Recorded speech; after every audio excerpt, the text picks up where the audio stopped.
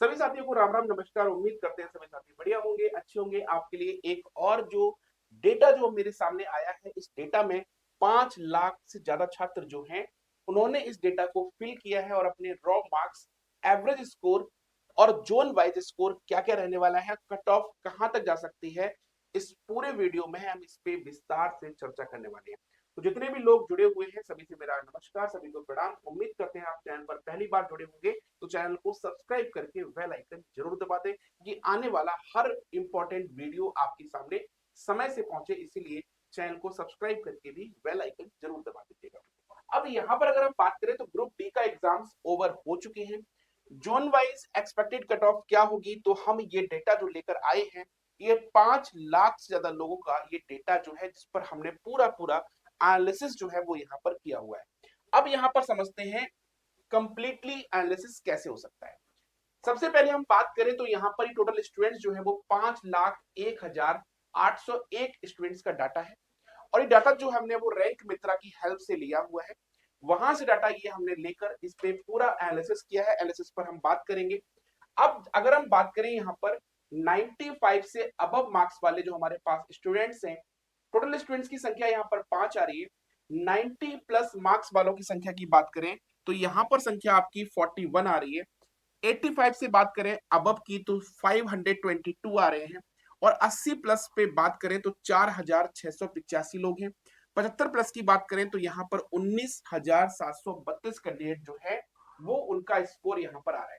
आप सभी को पता है कि 1,08,00,000 लोगों ने फॉर्म भरा था और डेटा हमारे पास जो है वो 5 लाख से ज्यादा है।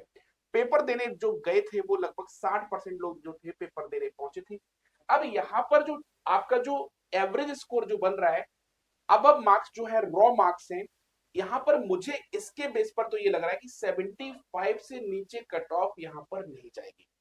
यानी कि 75 के आसपास अगर मार्क्स आपके हैं तो आपका ग्रुप डी का एग्जाम्स यहाँ पे निकल सकता है।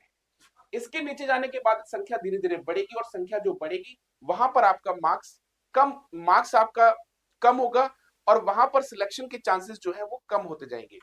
अब यहाँ पर अगर हम बात करें आगे की कंडीशंस में, तो ऑल शिफ्ट यहाँ पर एवरेज स्कोर जो है, सबसे कम एवरेज स्कोर जो गया है वो 19 दिसंबर सुबह की शिफ्ट थी 9 बजे की। इसमें एवरेज स्कोर जो जा रहा है वो 38 नंबर के आसपास जा रहा है।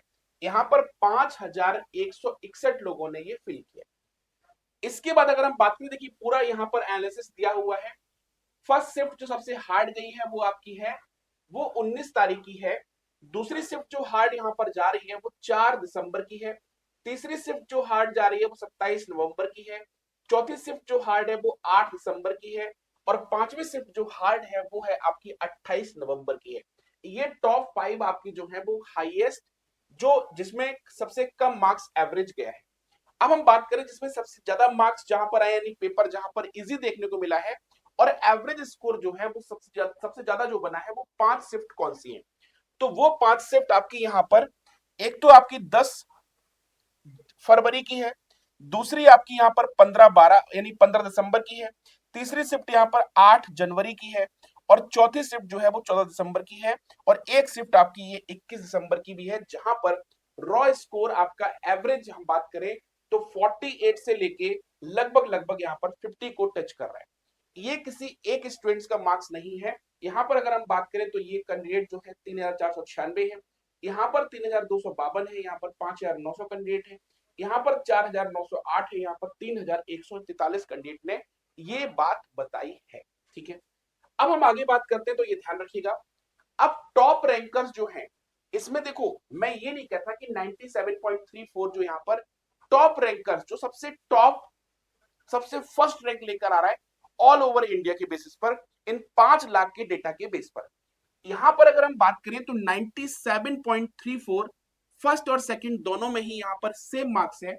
थर्ड फोर्थ जो आपका रैंक है 96.01 96.01, पांचवी रैंक पे भी 96.01 ये मार्क्स आपके आते हुए दिख रहे हैं। ये टॉप रैंकर्स हैं। लेकिन आपको टॉप रैंकर्स नहीं, आपको ओवरऑल जितने भी सीट्स हैं, जितनी वैकेंसीज हैं, उन वैकेंसीज में आपका नंबर आएगा तो आपका स्कोर अप्रोक्स 75 के आसपास है, तो डेफिनेटली आप सिलेक्ट होने वाले हैं। अब यहां पर अगर हम बात करते हैं जोन जो आपका अहमदाबाद है, इसमें 52,505 कैंडिडेट ने यहाँ पर जो फॉर्म फिल किया है। इस फॉर्म फिलअप में अगर हम बात करें तो देखिए 95 से ज्यादा जो लोग हैं वो एक लोग हैं, 90 से ऊपर जो लोग हैं वो तीन लोग हैं, 85 से ऊपर 57 है, 80 से ऊपर की बात करें तो 517 है, और 75 से ऊपर की बात करते हैं तो 2265 लोग यहाँ पर दिख रहे हैं। अब जोन अगर हम बात करें अहमदाबाद की, तो इसमें टॉप रैंकर जो है वो आपका एक तो 96.001 पर है, एक 93.68 पर है। अहमदाबाद में अक्सर जो देखी जाती है वो कट ऑफ ज्यादा ही जाती है। अब यहां पर अगर हम आगे बात करें दूसरे जोन की, तो जोन जो आपका अजमेर है, इसमें 16,931 यहां पर लोगों ने ये फॉर्म फिल किया है जिन्होंने अपने मार्क्स बताए हैं। यहां पर भी हम बात करें तो यहां पर एक लोगों की जो है वो 95 से ऊपर है, चार लोगों के 90 से ऊपर है, 29 लोगों के 85 से ऊपर है, 237 लोगों के 80 से ऊपर है, और 887 लोगों के 75 मार्क्स से ऊपर है। यहां पर अगर हम बात करें आपका जोन वाइज टॉप रैंकर है वो आपका 97.34 पर यहां पर मार्क्स कर रहा है। क्लियर है?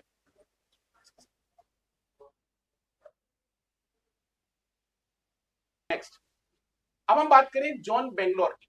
बेंगलोर जोन की बात करते हैं, टोटल यहां पर 6,415 लोग हैं। 6,415 लोगों में यहां पर आपकी जो रैंक है उसमें 95 से कोई ऊपर है नहीं, 90 से ऊपर भी कोई है नहीं, 85 से ऊपर जो है वो यहाँ पर दो लोग हैं, 80 से ऊपर यहाँ पर 12 लोग हैं, 75 से ऊपर यहाँ पर 60 लोग हैं। यहाँ पर बेंगलोर में आपके वैकेंसीज भी कम थी और कट ऑफ जो है वो मैक्सिमम यहाँ पर थोड़ा लो रहता है। ठीक है, अब हम बात करते हैं आगे next zone, Bhopal zone. Bhopal zone में भी 95 से ऊपर कोई नहीं है, 90 से ऊपर केवल एक कैंडिडेट है, 85 से ऊपर 33 लोग हैं, 80 से ऊपर 303 लोग हैं, और 75 से ऊपर 1225 लोग हैं, 70 से ऊपर यहाँ पर 3,215 लोग हैं, 65 से ऊपर 6,028 लोग हैं। ये सारे मार्क्स यहाँ पर दिए हुए हैं, बट आगे के मार्क्स देखने का कोई मतलब नहीं बनता क्योंकि यहाँ इतनी कट ऑफ लो जाएगी नहीं।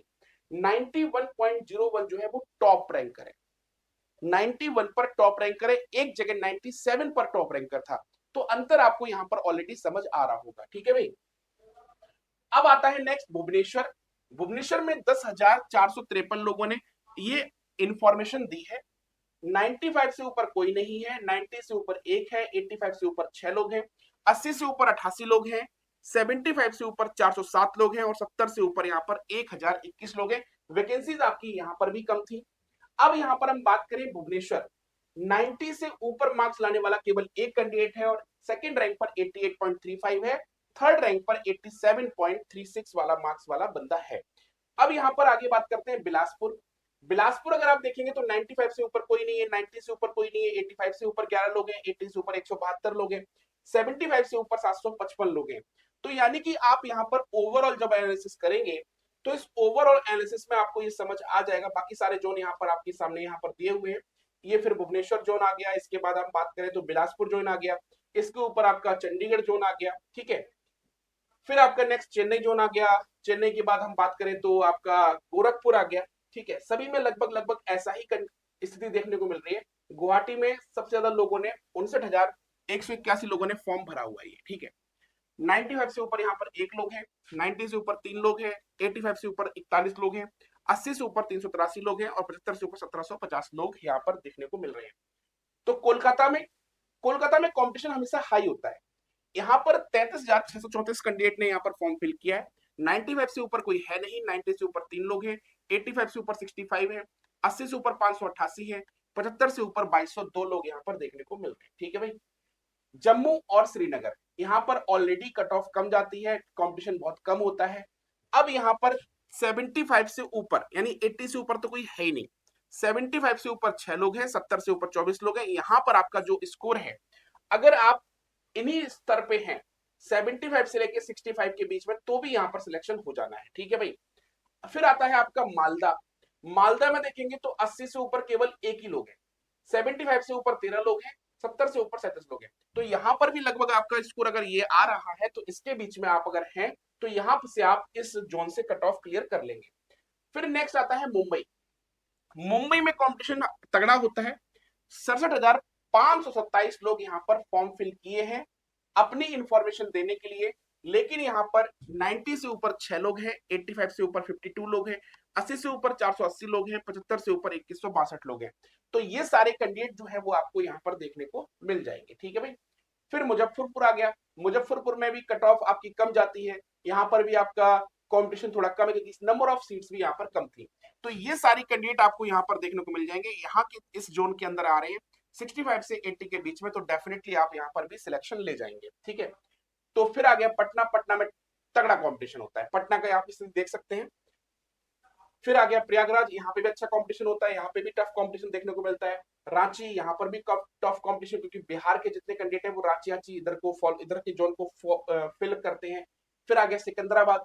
सिकंदराबाद में भी कंपटीशन जो होता है वो टफ होता है। आप पूरी इंफॉर्मेशन ये देख सकते हैं, ये पीडीएफ आपको थोड़ी देर में ही अभी हमारे टेलीग्राम चैनल पर आपको मिल जाएगी। तो ये सारे के सारे जोन के बेसिस पर अगर हम बात करें, तो कुल मिला के आप ये मानिए कि आप किसी भी जोन से हैं, आप 70 से लेकर अगर 75 के बीच में आपका स्कोर बन रहा है, तो ये मान के चलिए कि आपका कट ऑफ जो है वो आपका यहां पर क्लियर हो जाएगा। कट ऑफ जो है वो आपका यहां पर क्लियर हो जाएगा। इसके नीचे जा रहे हैं तो कुछ जोन को छोड़ दिया जाए, एक्सेप्शन छोड़ दिया जाए, बाकी किसी जगह आपका 70 से नीचे सिलेक्शन होना मुश्किल लगता है। ठीक है। तो अगर आप इस जोन में हैं और आप इस दायरे में आ रहे हैं, तो ये मान के चलिए कि आपका सिलेक्शन हो जाएगा। ठीक है।